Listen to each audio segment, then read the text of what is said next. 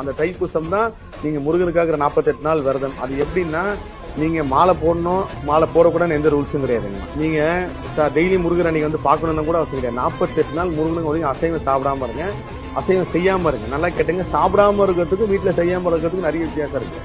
குழந்தைக்கு கொடுக்கணும், இல்ல குழந்தை சாப்பிடணும் ஆசைப்படுச்சுன்னா கொடுங்க, தப்பே கிடையாது. அவன் வெளியில வாங்கிட்டு வந்து கொடுங்க, இல்ல வேற யாரும் செய்ய சொல்லி கூட கொடுங்க. இது நம்ம மட்டும் தான் பண்றானான்னு கேட்டா கிடையாது. எல்லா மதத்திலும் இந்த 48 நாள் வழிபாடு இருக்கு. அப்ப இந்த முருகருக்கு இந்த 48 நாள் நீங்க எப்படி ஒரு நாள் கொண்டாடக்கூடிய தெய்வம் தான் முருகர்.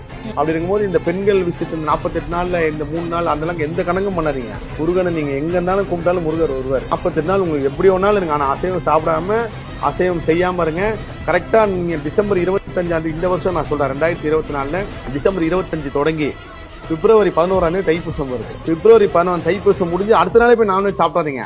ஒரு 2-3 நாளாவது கொஞ்சம் கேப் விட்டீங்கன்னா அந்த வரக்கூடிய ஒரு அமிர்தத்தை நீங்க ருசிக்கிறதுக்கு கரெக்டா இருக்கும். மாலை போட்டுக்கணும், போட